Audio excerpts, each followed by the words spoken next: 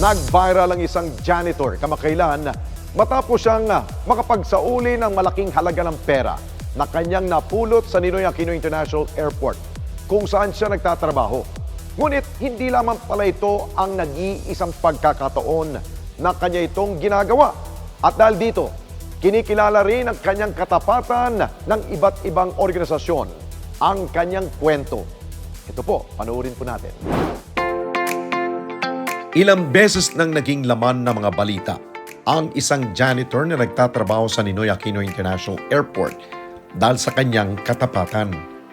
Minsan ko na rin siyang nakapanayam sa Responde sa radyo matapos niyang isauli ang napulot niyang malaking halaga. At anong unang mong pumasok sa isipan mo? Dahil nagawa mo na dati magsauli ng pera, wala ka ba pangangailangan ng pera? Kailangan ko po. Ayun. Oh. Pero, Kailangan. Pero hindi talaga sa isip ko na sabi nga nilang mga kasamahan ko nasa basurahan na sinoli mo pa. At ngayon, mas makikilala pa natin si Ronald, ang ating Certified Honest Janitor. Ang trabaho ko po ngayon is bilang isang maintenance crew, janitor sa NAIA Terminal 2. Nagsimula ang pagpasok ko sa airport 2009. Nakakapulot na rin ako ng mangilan-ngilan na hindi naman kalakihan, pitaka, cellphone, pera. Yun, doon nagsimula. Karamihan nakikita ko sa loob ng CR, sa labas, na hindi nakikita ng CCTV. Pero almost lahat ng napupulot ko, karamihan sa CR, sa basurahan. Naka-envelope, mga naibabalik ko. Yung nasa basurahan, yung may 20,000, may Japan, may Korea, tsaka may alahas. Nasa maliit siya na envelope na nakalagay. Pero wala siyang pagkakilanlan. Sa airport kasi, may mga pasahero na nakakaligtaan nila na sa sobrang dali o sobrang excited, kinukuha nila yung mga basura na dapat na itapon, pero minsan, natatapon nila yung hindi dapat. At sa bawat gamit ng kanyang nakukuha, agad niya itong dinadala sa kanilang opisina. Sa akin, pagka may nakikita ako na kukuha o na susuli, dinidiretso ko sa Lost and Found sa NAIA Terminal 2. Nakatunayan na naibabalik ko at may binibigay sa akin papel na katunayan na naibalik ko siya. Tapos nasundan pa ng $5,000 at nasundan pa ng napakaraming higit kumulang sa 200 plus na cellphone, pitaka na sa megit 100 megit. At maraming alas na hindi mo, kung kukumpitin mo, aabot ng megit, kulang-kulang nasa 4 na milyon lahat-lahat. Sasabihin nga nila kung hindi ka lang tapat, mayaman ka na. Pero hindi eh. Ayon pa sa kanya, ang pinakamalaking halaga na kanyang naibalik ay aabot sa mahigit 2 milyong piso.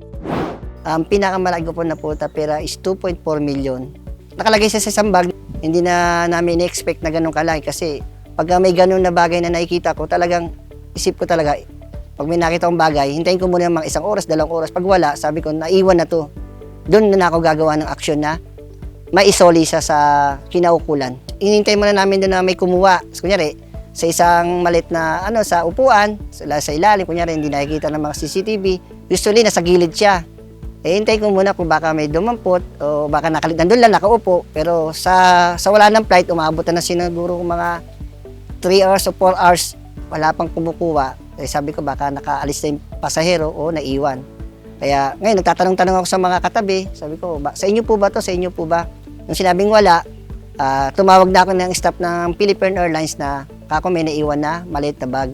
Nung inakit na namin, ako busy na ako. Sabi ko, iwan ko na, sabi ng Lucent pa. Huwag ka munang umalis kasi ikaw nakakita nito eh. Ikaw nagsoli. Katunayan lang naman siya na, listigo na, nagulat ako. Sabi, daming pera, alahas. Masaya ako kasi nga, may nagawa ko na maganda na hindi ko expected na ganun pala kalaking halaga ang laman ng bag na maliit na mamahalin. Hindi ko akalain. Wala sa isip, wala sa importante, maliit o malaking bagay, kailangan maisoli sa pasahero.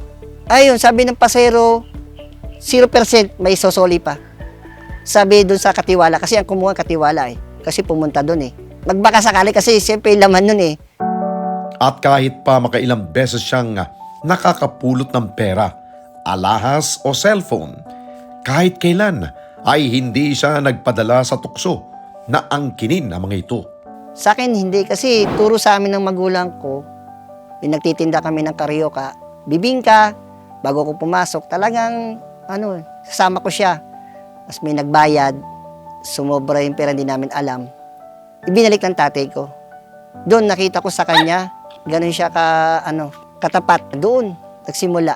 Sabi ng tatay ko, ibalik natin yung sobra. Mas masarap kasi yung kahit konti lang kita natin, napakasarap sa buhay na maging maging tapat tayo.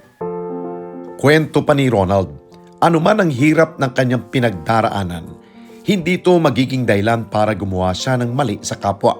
Napakahirap kasi lahat ng hirap naranasan namin eh. Bago kami pumasok, nagtitinda kami ng mga bibingka, karyoka, nagbubutedyaryo ko para may baon lang ako. Tapos nagkataon naman yung tatay ko nagkasakit.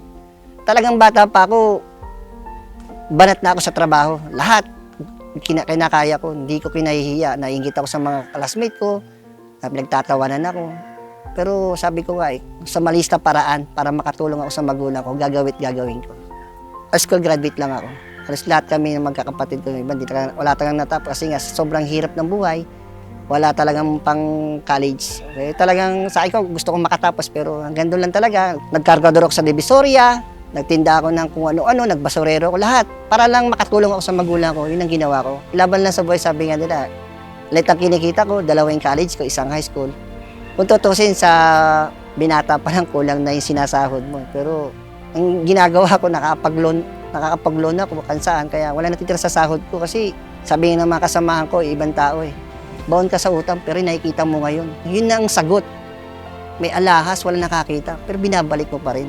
So sabi ko, yun ako eh. Kung ano yung tama, doon ako. At ang pagiging tapat ni Ronald, malaking impluensya sa kanyang asawa at mga anak. Hindi lang naman ako, pati asawa ko, mait na bagay lang naman. May pumasok na GCash, sinuli niya rin. Tapos yung anak ko, habang nag-i-enroll yung dalawa, may nakapulot na cellphone, sinuli sa principal.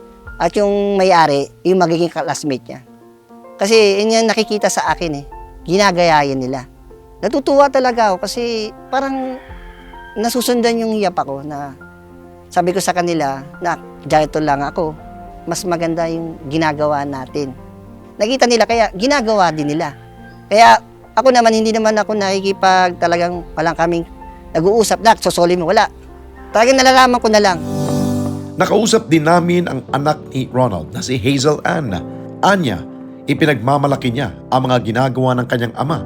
Siyempre po, proud na proud po ako sa mga na-achieve niya. Hindi lang po sa mga bagay na napupulot niya dahil meron din pong nakakapag-recognize po sa mga ginagawa niya. At ang magandang pag-uugali ng kanyang ama, namana na rin nilang magkakapatid. Pag bumibili pa ako once, like yung mga sukli po is parang sobra po. Sinasabi nga po ng papa namin na pag may nakikita ka or may mga sobra kayong nakukuha, syempre kailangan yung ibalik yun kasi kahit na maliit na bagay lang yun, syempre malaking bagay pa rin po yun sa mga taong kunyari nagtitinda po ganyan. Sinasabi nga po sa moral principle na bawal magnakaw, bawal magsinungaling. So, ayun po, hindi po siya coach or something na basta po yung parang nafe-feel na po namin. Syempre po, nagiging reflection na rin po sa amin yun na, ay, ganito po pala yung papa niyo. So, katulad din po pala kayo ng papa niyo, ganyan. At ang katapatan ni Ronald, kinikilala na rin ng iba't ibang mga organisasyon. Yung unang award ko sa MIA, 2012, tapos nasundan pa na napakarami. Natutuwa talaga ako kasi hindi ko expected yung mga pagkilala. Sa akin kasi, yun yung sinasabi kong kayamanan na dumating sa akin na hindi mawawala, masigit pa sa bilyon na award sa akin o pabuya. Pero nakakataba ng puso na hindi ma-expected. Lalo na, napili ako ni Ombudsman Martires. Yun, siyempre, ombudsman yun. Talagang umano sa grapeng corruption yun. Sa dami ng mga dapat nominasyon, napili ako. Ito po yung mga award ko natanggap. Mula 2011 hanggang 2024. Ba't ibang lugar, ba't ibang organisasyon, kay Office Ombudsman, pinakabago yung Gawad Bayaning Pilipino, sa Caloocan, Bulacan, Quezon City, San Juan, Laguna, at marami pang iba. Mga organisasyon na mga Rotaryo. At hindi lang pala pagsasauli ng mga napulot na gamit ang ginagawa ni Ronald. Dahil tumutulong din siya sa mga nangangailangan sa abot ng kanyang makakaya. May pagkakataon na nabigyan ako ng parangal, nagbigay sa akin ng pera. Ngayon, may kasamahan kami na bata na may cancer patient na. Kaya ibinigay kong buo sa kanya. Bili ko ng gatas at binigay ko pera lahat sa kanya. Kasi nararamdaman ko yung pagiging isang ama na alam kong kailangan na kailangan ko pero binigay ko pa rin. Tsaka yung nakaraan, yung 13 month ko, idinonate ko rin sa mga nasalanta ng bagyo. Sabi ko sa mga anak ko nakakaintindi sila, anak, huwag na tayo kumain ng masarap o bili kayo ng mga bagong damit. Maganda yung tumulong tayo. Sa maliit na bagay, hindi malaking bibigay natin pero malaking bagay sa mga tao na walang pagkain, walang pera. Tunay ngang kahanga-hanga ang ipinapakitang katapatan ni Ronald. Dahil sa kabila ng hirap ng buhay, hindi siya nagpapasilaw sa mga bagay na kanyang nakukuha. Bagkus, mas pinapalaganap pa niya ito upang maging mabuting ehemplo sa iba. Yan ang Tatak Responde.